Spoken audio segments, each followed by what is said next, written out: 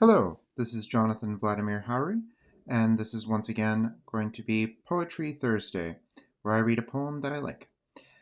This reading will be Nero by Clark Ashton Smith. And I just want to comment a little bit on this poem that it gives a really chilling glimpse at the person who has a great deal of power and wants yet more, and who looks at the world as a toy, and who imagines himself as God and what it would be like, perhaps,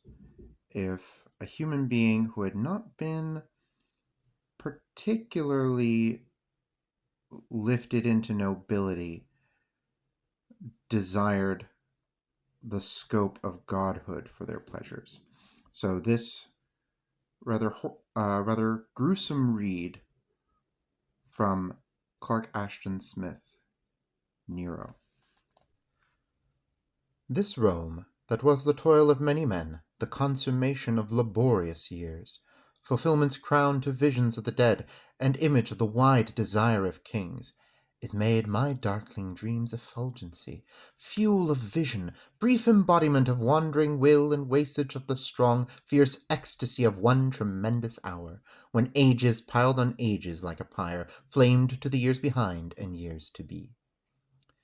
Yet any sunset were as much as this, save for the music forced from tongueless things, the rape of matter's huge, uncorded harp by the many-fingered fire, a music pierced with the tense voice of life, more quick to cry its agony, and save that I believed the radiance redder for the blood of men.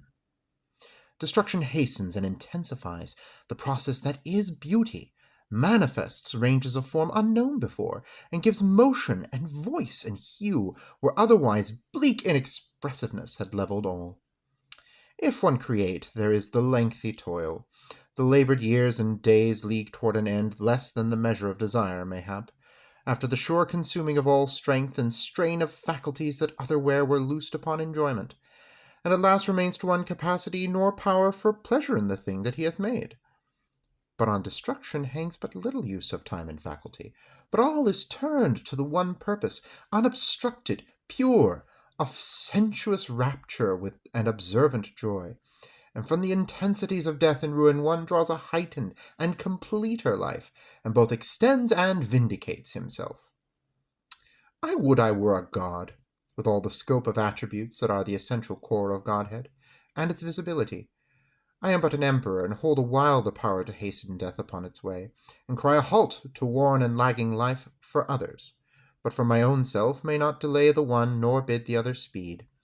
There have been many kings, and they are dead, and have no power in death save what the wind confers upon their blown and brainless dust, to vex the eyeballs of posterity. But were I a god, I would be overlord of many kings, and were as breath to guide their dust of destiny. And were I God, exempt from this mortality which clogs perception and clear exercise of will, what rapture it would be, if but to watch destruction, crouching at the back of time, the tongueless dooms which dog the travelling suns, the vampire silence at the breast of worlds, fire without light that gnaws the base of things, and Lethe's mounting tide that rots the stone of fundamental spheres. This were enough till such time as the dazzled wings of will came up with power's accession, scarcely felt for very suddenness.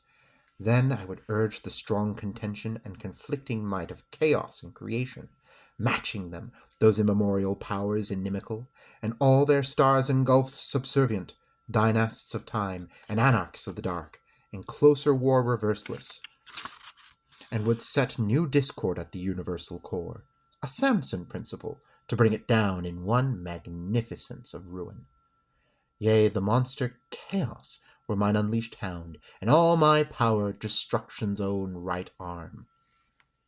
I would exult to mark the smouldering stars renew beneath my breath their elder fire, and feed upon themselves to nothingness. The might of suns, slow-paced with swinging weight of myriad worlds, were made at my desire one orb of roaring and torrential light, through which the voice of life were audible, and singing of the immemorial dead, whose dust is loosened into vaporous wings with soaring rack of systems ruinous.